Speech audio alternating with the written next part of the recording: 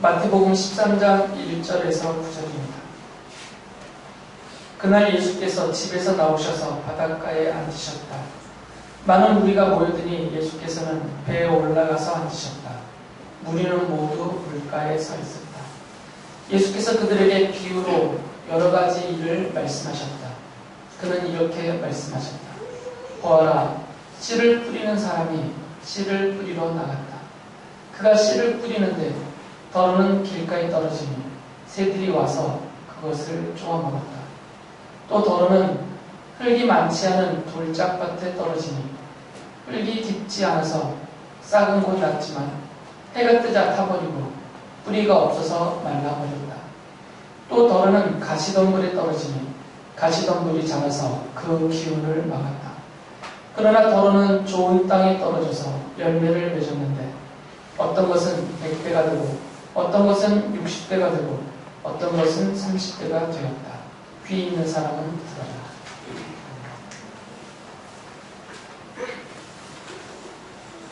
예수님께서는 이 마태복음서 13장에서 뿐만 아니라 자주 예수께 말씀을 들으러 모여드는 무리들에게 비유를 사용하셔서 말씀하셨어요. 그래서 제자들이 예수님께 여쭙습니다. 왜 비유로 말씀을 하십니까? 잘 못 알아듣겠습니다. 그 뜻이 무엇입니까? 라고 여쭤봤어요. 그 이유를 묻는 제자들에게 예수께서는 가진 사람이라고 부르신 제자와 성도들과 가지지 못한 사람이라고 부르시는 불신자들을 구별하기 위함이다 라고 말씀하셨어요. 13장 12절에서 이렇게 말씀하셨죠. 가진 사람은 더 받아서 차고 남을 것이며 가지지 못한 사람은 가진 것마저 빼앗길 것이다. 이 말씀하신 가진 사람은 그 말씀을 듣고 있는 제자와 성도들을 가리킵니다. 그리고 가지지 못한 사람은 불신자들, 예수를 그리스도로 믿지 않고 거부하고 배척한 사람들, 그들을 가리킵니다. 이 가진 사람은 하나님 나라의 복음을, 예수께서 전하신 하나님 나라의 복음을 환영하죠.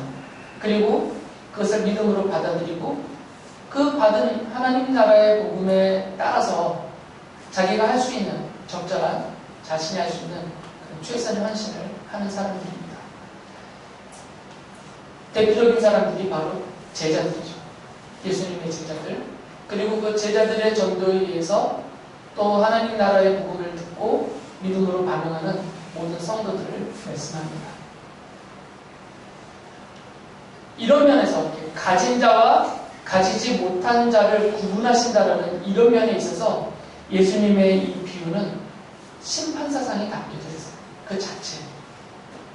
비유를 말씀하셨다, 비유를 사용하셨다라는 그 자체 안에는 구별하시기 때문에요.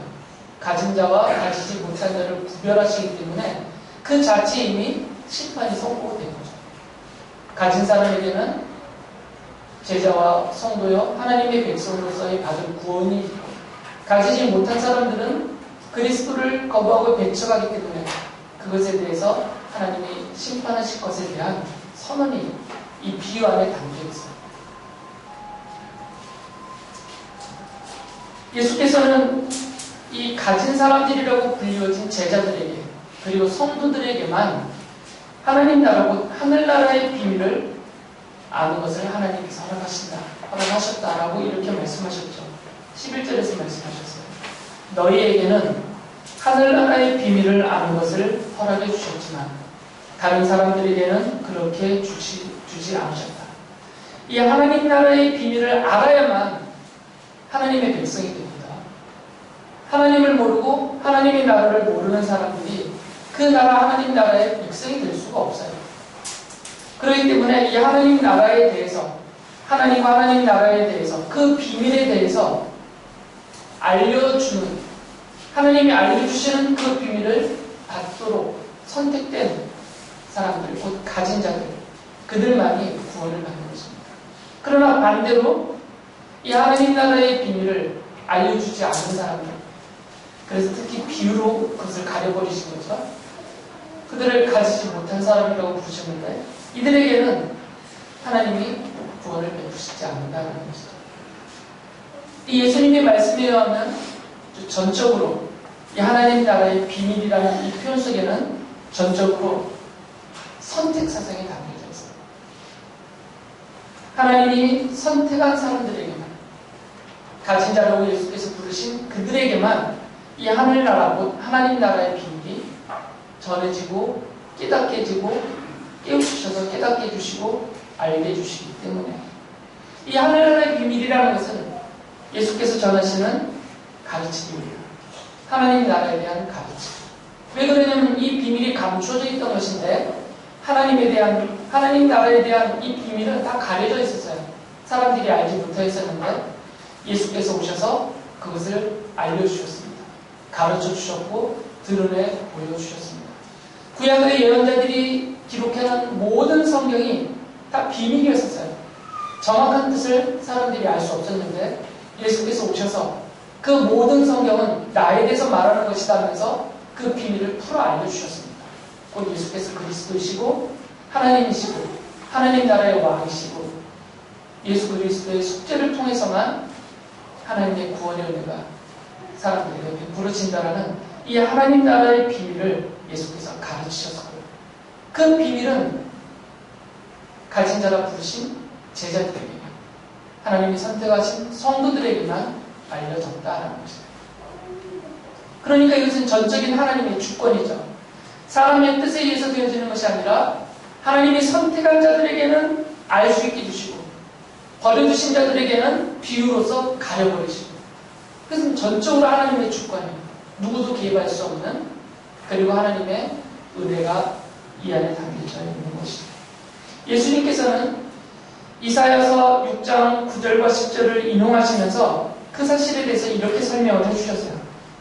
마태복음서 13장 14절 15절을 보면 너희가 듣기는 들어도 깨닫지 못하고 보기는 보아도 알아보지 못할 것이다. 이 백성의 마음이 무뎌지고 귀가 먹고 눈이 감겨 있다. 이는 그들로 하여금 눈으로 보지 못하게 하고 귀로 듣지 못하게 하고 마음으로 깨닫지 못하게 하고 돌아서지 못하게 하여 내가 그들을 고쳐주지 않으려는 것이다. 이사야 선지자는 이미 이 사실에 대해서 미리 말씀해 보셨어요. 하나님께서 선택하신 사람들에게만 알 수 있게 해주셨다는 것이고, 하나님께서 가지지 못한 자라고 부르신, 내어버려 두신, 본래 그 상태로 내어버려 두신 그들에게는 비유로 말씀하시면서 알지 못하게 하셨다는 거죠. 이것을 오해하시면 안 됩니다. 이사야서의 그 예언을 정말 간절히 막 적극적으로 하나님을 믿고 싶은데 하나님이 억지로 안 돼, 너는 안 돼, 너는 절대 안 돼 이렇게 막으셨다는 게 아니라 본래 그 상태로 그냥 내버려 두셨다는 거예요. 하나님이 은혜를 베푸시지 않으면, 하나님께서 깨우쳐 주시지 않고 알려주시지 않고 그냥 내어버려 두시면 모든 사람은 보고도 모르고 들어도 깨닫지 못하고 마음에서 알아듣지를 못합니다. 하늘에서 불이 내려와도 앞에서 제가 했던 설교에서 말씀드렸듯이 하늘로부터 내려오는 그런 표징들을 보여주어도 그것을 눈으로 보아도 예수가 그리스도라는 것을 깨닫지를 못합니다. 그냥 내버려 두시면, 이사야 선지자가 바로 그 말씀을 하신 것입니다. 하나님이 그냥 내버려 두신다. 그래서 깨닫지 못하고 알아듣지 못하게 그냥 그 상태, 본래 그 상태로 그냥 내버려 두신다는 거죠. 예수님께서도 그래서 비유를 사용하셨다라고 말씀하신 거죠. 내가 왜 모이던 모든 사람들 앞에서 비유로 말을 하냐면, 사람들이 예수께서 하신 비유의 말씀을 잘 이해를 못해요. 이게 무슨 말씀입니까? 들어도 깨닫지를 못하는 거죠. 하지만 따로 모으신 제자들에게는 그것을 풀어서 알려주셔서 이 비유의 뜻은 이러한 것이다. 그들은 하나님의 자녀 백성으로 하나님이 선택하신 제자이고 성도이기 때문에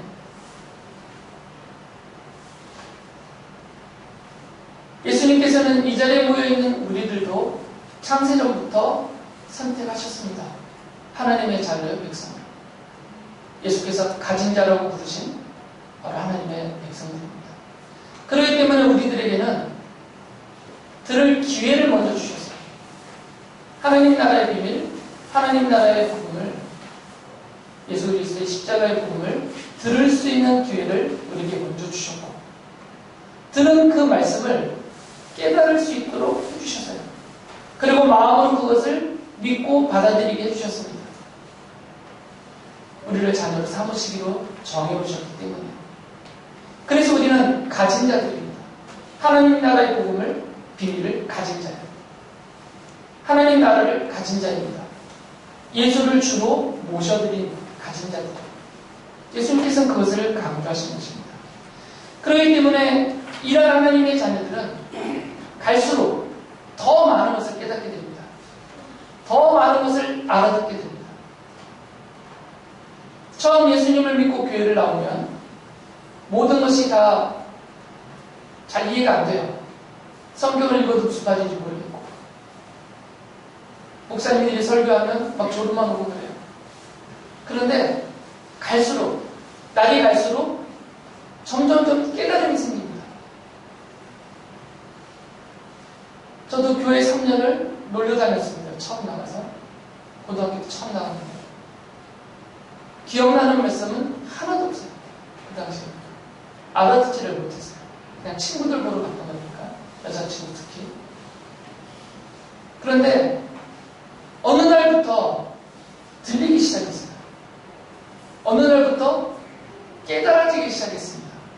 예수께서 누구신지를 알게 되었고, 예수께서 왜 십자가에서 죽임을 당하셨는지를 알게 되더라고요. 성경을 읽어도 눈에 들어오고, 충분치 않더라도 그 말씀의 뜻을 이해하게 됩니다. 날이 갈수록 점점 그 깨달음이 많아져 가더라고요. 하나님의 자녀들에게는 이런 은혜가 있습니다. 그러나 하나님이 그냥 그 상태로 내어버려 주신 분들은 들어도 전혀 깨닫지 못합니다. 그 깨우침이 늘어날 수가 없습니다. 보고도 보지 못하고 들어도 듣지 못하는 상태 그대로 두기 때문에. 예수께서는 그렇게 말씀하셨죠. 그 가지지 못한 자들은, 가지지 못한 사람들은 그나마 가지고 있는 그것마저 빼앗길 것이다. 이 말씀은 이 가지지 못한 자라고 부르신 불신자들, 예수를 거부하고 배척하고 하나님 나라에 대해서 귀를 막아버린 이 불신자들은 의지하는 것들이 있어요. 자기 자신을 의지하고 이 세상과 세상에 있는 것들을 의지합니다. 그런데 그 모든 것도 결국은 다 빼앗기게 될 것이라는 거죠. 살아있는 동안에도 빼앗기고, 그들이 최종적으로 그것을 지키고 있었다 하더라도 죽음 이후에는 영원한 지옥 형벌에 떨어지면서 하나도 남지 않고 한 톨도 남지 않고 다 빼앗기게 될 것입니다. 그러나 우리들 성도들은 갈수록 부유해질 것이다. 그리고 그 나라, 최종적인 하나님 나라에 들어가면 그 풍요로움은 말로 설명할 수 없을 것이다 라고 말씀하신 것이죠. 예수께서 이 비유를 자주 사용하신 것은 제자들과 성도인 우리들을 위해서 그 사랑을 베푸신 것입니다. 이 마태복음서 13장은 읽어드린 씨 뿌리는 사람의 비유라고 소위 말하고 있는 이 비유를 비롯해서 총 6개의 비유가 있습니다. 예수께서 6개의 비유를 사용하셨는데 이 모든 6개의 비유는 다 하나님 나라에 대한 것들이에요. 내용 자체가. 그런데 예수께서는 이 하나님 나라에 대해서 이 비유로 말씀하시면서 그것을 제한적으로 사용하셨어요. 어떤 말씀이냐면 최종적으로 우리가 들어가게 될 그 하나님의 나라, 하늘에 있는 그 하나님의 나라의 모습에 대해서 말씀하신 것이 아닙니다. 일부 어떤 분들은 이 비유들의 내용을 최종적인 하늘의 하나님 나라의 상태, 거기서 누리게 될 풍요로움, 그 성질, 그 모습, 이런 것을 말씀하신다고 해석하시는 분들이 있는데 사실은 그렇지는 않습니다. 왜 그러냐면 최종적인 하나님 나라에 대해서 예수께서 말씀하시려고 했다면 비유로 이 정도까지밖에 말씀하실 그런 이유가 없어요. 더 충분한 설명이 필요합니다. 더 많은 것을 자세하게 말씀해 주셨을 거죠. 예수께서는 지금 거기에 초점을 맞추고 계시는 것이 아니에요. 이 비유들의 초점. 예수님 당시에 유대인들, 특히 그 묵시문학이라고 해서 장래에 있을 일들에 대해서 기록하셨던 분들이 있는데, 이 유대 묵시문학 기록자들이라고 불려지는 이 사람들은 하나님 나라에 대해서 말할 때 다 최종적인 것을 말해요. 현재적인 하나님의 나라에 대해서 말하지 않습니다. 그 사람들의 주로 관심은 장차 다윗과 같은 메시아가 와서 이 땅에 회복할 다윗을 넘어서는, 다윗과 솔로몬의 시대를 넘어서는 그런 황금 시대가 열릴 것이다. 그런 얘기를 하거든요. 그리고 장차 우리가 하늘의 예루살렘에 들어가서 거기에 황금길이 깔려있고 그곳에서 우리가 영화롭게 되어 영원토록 번영할 것이다.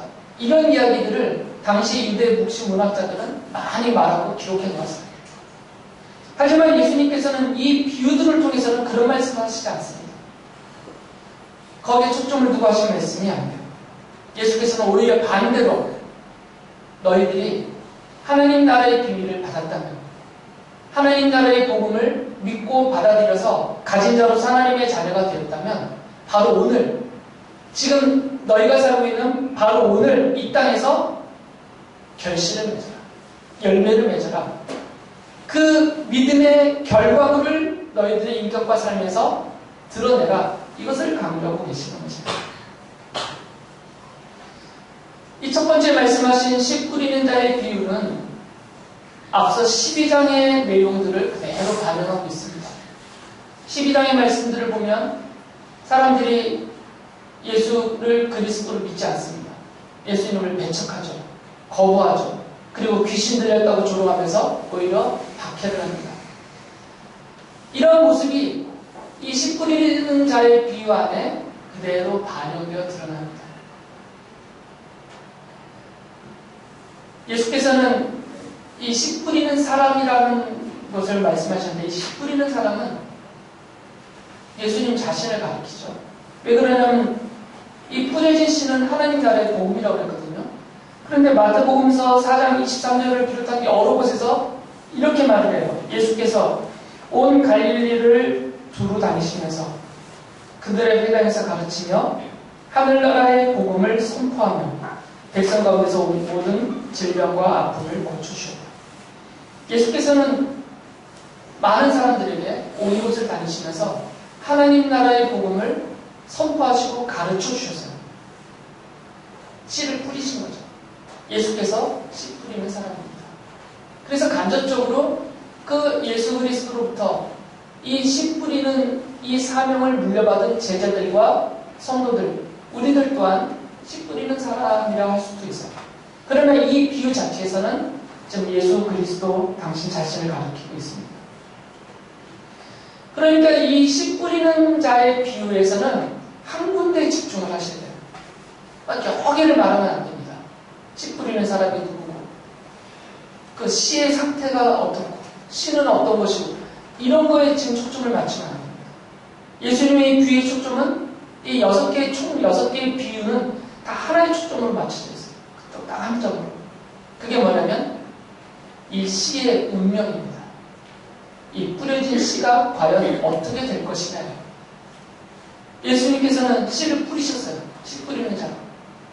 예수께서 뿌리신 이 씨가 하나님 나라의 복음이 이제 어떻게 결과가 드러날 것인가, 이것을 말씀하시는 게 이 비유의 핵심이에요. 예수님께서는 4가지의 상태를 말씀하셨죠.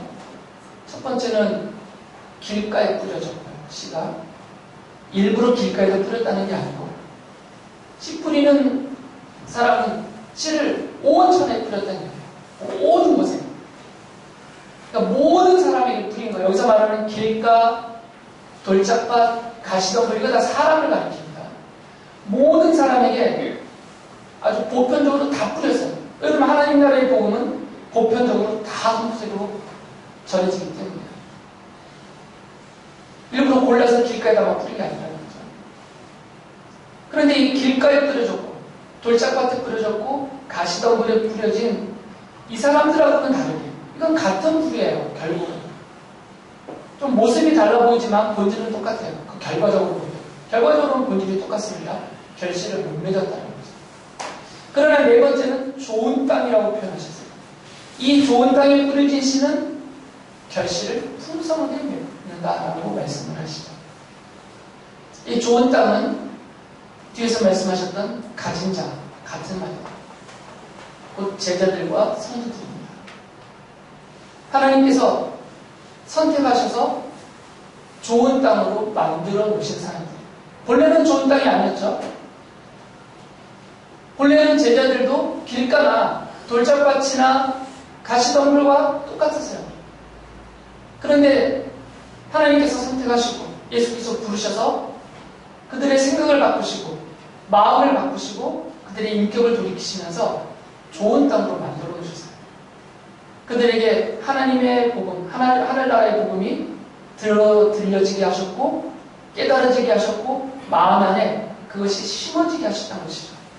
그래서 이 제자들과 성도들에게서는 그들의 인격과 생활을 통해서 이 심겨진 복음이 싹이 터서 자라나서 열매를 맺고 결실을 맺게 되는 드러나는 것들이 생겨났다는 거죠.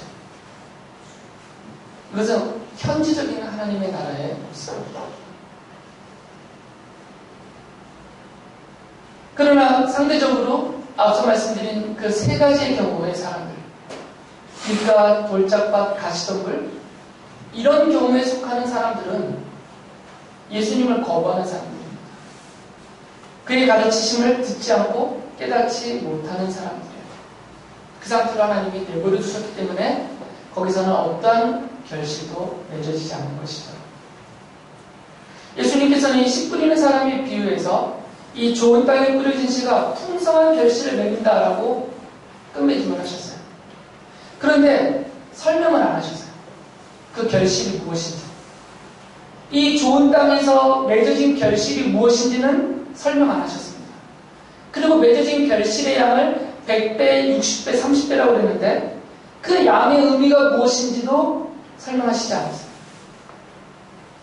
앞서 말씀드렸듯이 일부의 어떤 분들은 이 결실과 그 결실의 양을 최종적인 하나님 나라에서 누리게 되는 풍요다라고 설명을 했어요. 근데 그렇지는 않습니다. 만약에 최종적인 하나님 나라에서 누리게 되는 풍요를 설명하시려면 요 정도 저 설명 갖고는 안 되죠. 요거밖에 애게야 안 되니까요. 겨우 100배? 요거잖아요. 하나님 나라가 겨우 100배밖에 안 되겠어요. 아무리 그것이 상징적인 숫자라고 하더라도 최종적인 하나님 나라의 풍요와 번영은 이 정도로 설명해서는 실감이 안 나죠.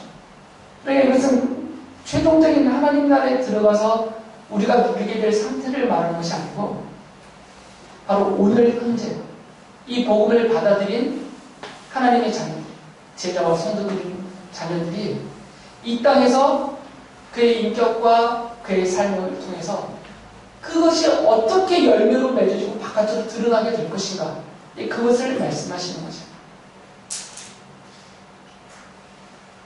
예수님께서 일부러 이 결실에 대해서, 이 열매에 대해서 설명하시지 않은 이유는 이미 말씀해 보셨기 때문에. 마태복음서 5장부터 7장까지 보면 예수께서 산에서 하신 말씀인데 그 산상설교에서 이미 원론적으로, 원리적으로 그 결실이 무엇인지를 다 말씀해 보셨어요. 하나님 나라의 복음을 믿고 받아들이면 마태복음서 5장에서 7장까지 예수님께서 말씀하셨던 그런 결실들이 인격과 삶에서 맺어지고 드러난다는 거죠. 그것이 점점 더 풍성하게, 점점 더 많아지게 드러난다는 거죠. 처음에는 미미하지만 갈수록 풍성해진다는 거죠. 이것은 필연적이다라는 말씀입니다. 좋은 땅에 건강한 씨가 심겨지면 필연적으로 거기서는 자라나서 결실이 맺어지게 되어져 있어요. 성도들에게 하나님 나라의 복음이 들려지고 그것이 심어지면 필연적으로 그 복음은 성도들의 인격을 변화시키고 행실을 변화시켜서 드러나게 됩니다. 그것이 외적으로 드러나기 때문에 열매다, 결실이다라는 표현을 쓰신 거죠. 누구든지 볼 수 있도록, 누구든지 그 열매 결실을 따서 먹으며 혜택을 받을 수 있도록 필연적으로 결실이 맺어진다는 말씀을 하신 거죠. 그러나 앞선 세 가지의 경우에는 어떤 결실도 맺지 못해요. 결말이 똑같아요.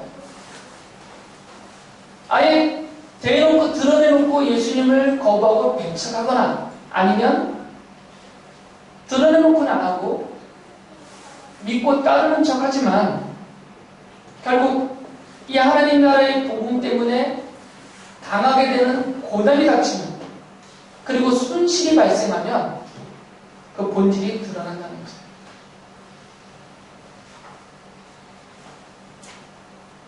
하나님 나라의 복음을 믿고 그 복음대로 하나님 말씀대로 살아나가는 과정에서 큰 손실이 발생한다. 그러면 이걸 따르지 않는다는 거죠.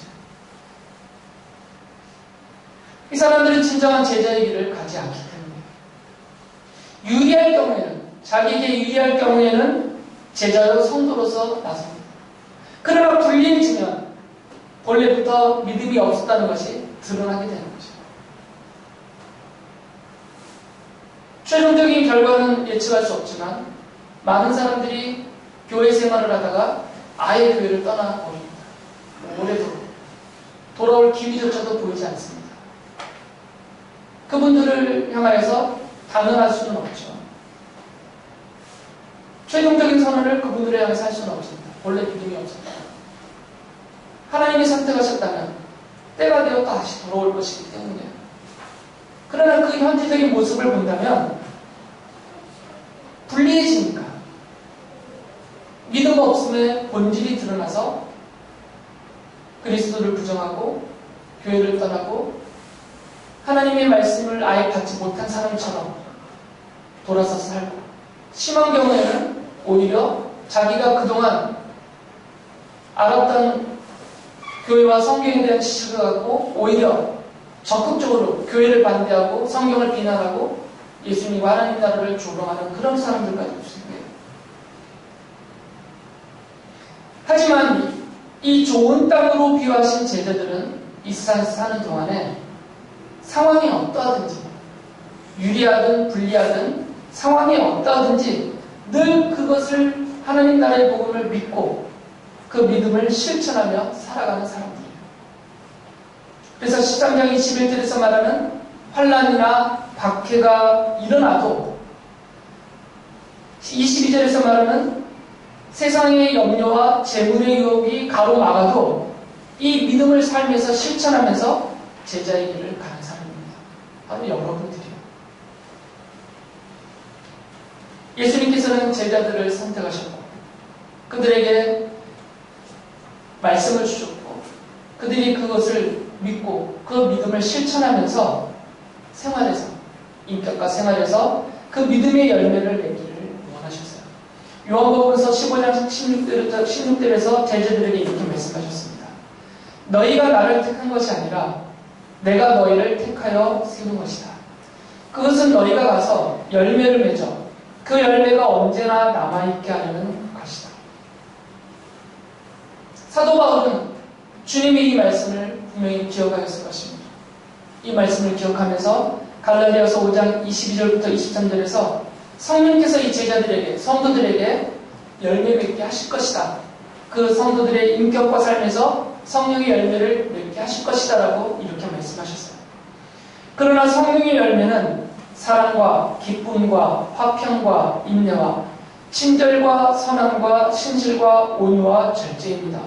이런 것들을 막을 법이 없습니다. 사도 바울이 좀 더 구체적으로 말씀을 해주셨어요. 좋은 땅에 심겨진 하나님 나라의 복음이 어떤 식으로 제자들과 성도들에게서 그 인격과 삶에서 열매로서 결실 맺어 외부적으로 드러나냐면 최소한 원리적으로는 이러한 것들이 드러난다는 거죠. 이 성령의 열매. 우리의 인격에서 우리의 삶에서 이건 필연적이다는 거죠. 그렇기 때문에 이 비유를 우리가 읽고 들으면서 첫째는 하나님 나라의 이 복음이 풍성하게 우리 인격과 삶에서 열매, 결실을 맺을 수 있는 좋은 땅으로 우리를 선택해 주신, 좋은 땅에 되게 해주신 하나님의 은혜에 먼저 감사해야 됩니다. 이것은 반드시 필요합니다. 내가 좋은 땅이 되게 해주셨구나. 내가 지금 하나님의 말씀을 들을 수 있게 주셨고, 깨달을 수 있게 주셨고, 믿을 수 있게 주셨구나. 이것에 대한 진정한 감사가 먼저 필요합니다. 그리고 두 번째로는 그러기 때문에 나에게 대해서 기대하고 계시는 필연적인 그 결실을 바라보시기 때문에 전망하고 계시는 우리 주님의 기대하심을 따라서 나의 인격과 삶이 날이 갈수록 특히 이 성령의 열매라고 불리워지는 이러한 것들이 구체적으로 드러나면서 실천되면서 나뿐만 아니라 내가 맺은 그 결실들, 그것을 인하여 가족들이, 내 이웃들이, 내 사랑하는 사람들이 행복해하고 그들이 기뻐할 수 있도록 많은 열매를 더 풍성하게 맺어야 되겠구나. 그런 노력함이 우리에게 필요합니다. 이 모든 과정에 우리에게 그냥 전적으로 맡기셔서 이제는 너희들이 해봐라. 내가 씨를 뿌려놨으니까 이것이 아니라 성령님이 분명히 약속하셨습니다. 성령 하나님이 성도들 여러분들과 함께 하셔서 도와주시면서 이 최종적인 하나님 나라에 들어갈 때까지 여러분의 믿음을 지켜주시고 결실을 풍성하게 맺도록 도와주실 것입니다. 그렇기 때문에 성도인 우리들은 우리 인격과 삶에서 풍성하게 맺혀질 결실을 보면서 하나님이 기뻐하시도록 그렇게 힘써 살아가야 합니다.